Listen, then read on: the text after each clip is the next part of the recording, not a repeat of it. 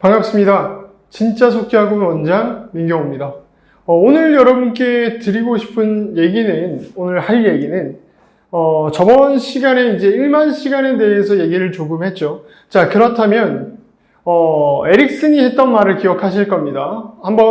다시 한번 얘기를 해보면, 꾸준히 말하면 목표에 도달할 것이다. 이건 그럴듯하게 들리지만 사실 틀린 말이라고 했습니다. 그리고 올바른 연습을 통해 시간을 투자해서 연습해야 내가 원하는 목표에 이룰 수 있게 된다라고 얘기를 했습니다. 자, 그렇다면 여기서 과연 속기의 올바른 연습은 무엇인가에 대해서 얘기를 해보겠습니다.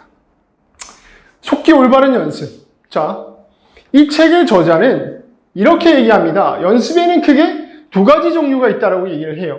첫 번째, 무조건적인 연습. 두 번째, 의식적 연습이 있다라고 합니다. 자, 그렇다면 이 에릭슨이 사실 이 1만 시간을 주장한 내용은 여러분 무조건적인 연습을 통한 1만 시간이 아니라 의식적 연습을 통한 1만 시간을 얘기한 거였습니다. 라는 뜻으로 풀이할 수가 있겠죠. 자, 그렇다면 올바른 연습이 결국 의식적 연습이라는 건데, 자, 속기에 있어서 의식적 공부, 의식적 연습은 어떻게 하는 것이겠습니까? 여러분들 한번 생각해 보신 적이 있나요? 제가 일단 말씀드려 볼게요. 속기에서의 의식적 연습은 저는 크게 세 단계로 나뉜다고 봅니다. 첫 번째, 문제 인식. 문제 인지가 되겠죠. 내가 지금 무슨 문제가 있는지. 두 번째, 해당 문제에 대한 원인 파악. 세 번째, 그 원인 제거입니다. 이렇게만 얘기하니까 조금 이제 감이 안 오실 수가 있을 것 같은데, 자, 그렇다면 제가 가정을 한번 해보겠습니다. 자, 문제인식을 일단 해야겠죠. 예를 들어서 어떤 게 있을까요? 오타도 문제이실 것 같고, 속도도 문제이실 것 같고, 좀 앞에서 다뤄본 내용들이라서, 그렇다면 이번에는 기억력에 대해서 한번 얘기를 해보겠습니다. 자, 이 영상을 보시는 학생분들 같은 경우에 아마 이 얘기에 공감하시는 분들이 좀 많을 겁니다. 나 기억력이 너무 짧아 라고 생각을 하시죠. 자, 그렇다면 문제 인식을 하신 거죠. 인지를 하신 거죠. 자, 그렇다면 가장 중요한 두 번째입니다. 이 문제에 대한 원인 파악. 학생들은 어떻게 하세요? 어떻게 하시죠? 기억력이 짧으니까 기억력 연습을 좀 해야 되나? 기억력으로 접근하시죠. 그죠? 자, 그러면 여러분들이 제가 봤을 때는 기억력의 문제면 어떻게 이 원인을 제거해야 될지도 모를 것 같은데요. 실제로 틀린 접근입니다. 원인 파악에서 실패하신 거예요. 무슨 말이지? 제가 지금 무슨 말인지 알겠어요? 여러분들의 지금 기억력은 기억력 문제가 아니라는 겁니다. 자, 아리까리 하실 겁니다. 자, 여러분들이 속기를 하면서 듣고치기를 하면 기억력이 절벽이죠.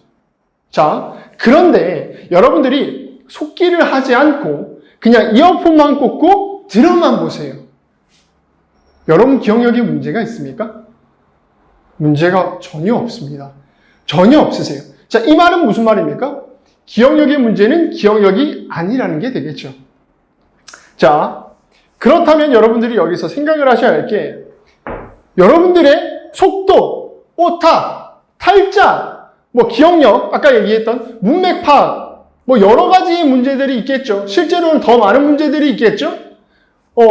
내가 손이 무겁다든지 여러 가지가 있을 겁니다. 여러분들은 단 한 번도 이런 문제에 대해서 의식적으로 접근을 해보신 적이 없고 하셨다 하더라도 다 원인 파악에서 실패하신 겁니다. 그러니까 여러분들은 공부가 그렇게 겉도시잖아요. 여러분들 공식 아닙니까? 오타만이 나면 보고치기 천천히 정확하게. 속도가 문제다. 그럼 어떻게 하십니까? 듣고치기 많이. 근데 안 나와져? 너 속도 적응 안 된 거야. 그럼 더 어떻게 적응이 안 됐잖아요. 그럼 어떻게 하면 돼요? 더 많이 치면 되죠. 여러분들 속도 적응 좀 되셨습니까? 적응 문제가 아니라는 겁니다. 속도 역시 적응이 안 됐다는 건 원인 파악에서 애초에 실패한 겁니다. 자, 그렇다면 여러분들이 왜 이렇게 의식적 연습에 대해서 접근조차 못했을까요? 우리가 한번 생각해 봅시다. 왜 못했을까요? 여러분들은 이런 말씀이 좀 제가 맞는 예인지는 모르겠는데 약간 세뇌 비슷하게 된 거라고 저는 보거든요. 뭐 이 표현이 조금 거북하게 들리실지 모르겠지만 왜냐하면 보세요. 남들이 다 나도 그냥 많이 치니까 1급 땄어요. 원래 자수동굴은 당연한 거예요. 원래 속기는 많이 하면 되는 거예요. 원래 그런 거예요. 라고 사람들이 얘기를 하죠. 그러니까 여러분들도 당연히 의심 따윈 해본 적이 없죠. 아, 내가 자격증 지금 못 따고 자수가 못 올라가는 건 내 탓이다.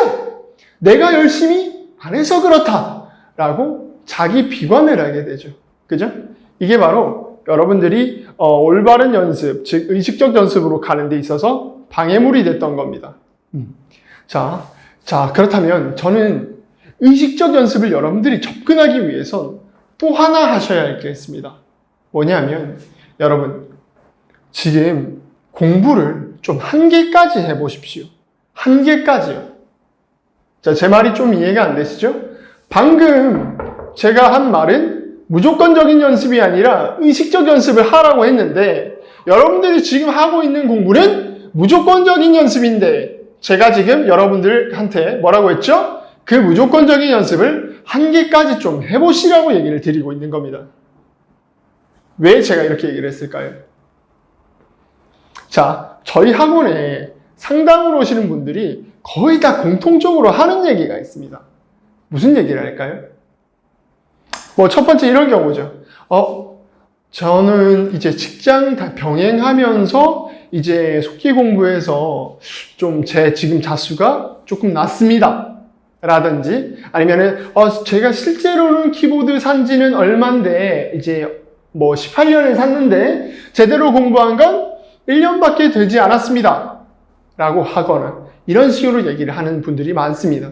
자, 제가 이 말씀을 드리는 이유는 지금 이분들의 말을 제가 안 믿는 게 아닙니다. 뭐 사실이겠죠. 근데 보세요. 여러분들은 본인들의 실력이 늘지 않은 데에 대한 핑계가 다 있지요. 그죠? 자, 그렇다면 직장 다니면서 속기 공부하시다가 뭐 성장이 지지부진한 분들은 어떻게 생각할까요? 내가 지금 속기 않는 건 내가 공부 많이 못해서 그래. 그래서 직장 그만두고 속기에 올인해야지. 자, 지금 이 영상 보시는 분들 이런 상황이신 분들도 있죠. 자, 직장 그만두시고 공부 시간 늘어나셨는데 실력이 좀 오르셨습니까? 안 오르셨죠. 그런 분들이 저희 학원에 와요. 상담하러 오세요. 그러니까 여러분들이 그런 핑계 거리를 좀 없앴으면 좋겠어요. 왜냐하면 여러분들이 저는 그랬거든요. 제가 하루에 10시간 이상을 공부를 정말 했었어요. 학생 때. 그러니까 제가 진짜 저는 이게 맥시멈 한계였거든요. 더 이상 솔직히 공부 못 하겠었어요. 너무 힘들어서 매일매일 이렇게 하는 게. 그러니까 제가 4년째 되던 날에 1급, 2급 다 떨어지고 나서 무슨 생각이 들었냐면 와, 이대로는 안 되겠다. 내가 이러다가 평생 1급을 못 딸 수도 있겠구나라는 생각을 했다는 겁니다. 자, 그러면 이제 이 학생은 어떻게 생각할까요? 지금 내가 하고 있는 연습법에 대해서 의심을 하겠죠. 과연 내가 지금 이 연습을 하는 게 맞나? 아니, 저는 보세요. 많이 하면 된다고 이제 학생들이 다들 얘기하잖아요. 저는 그게 제일 이해 안 돼요. 많이 해도 안 되던데요. 여러분들 좀 나아지셨어요? 안 돼요. 진짜 안 돼요. 그렇게 해서 1급을 운 좋게 땄다 해도 기복이 너무 커요. 일을 할 수가 없어.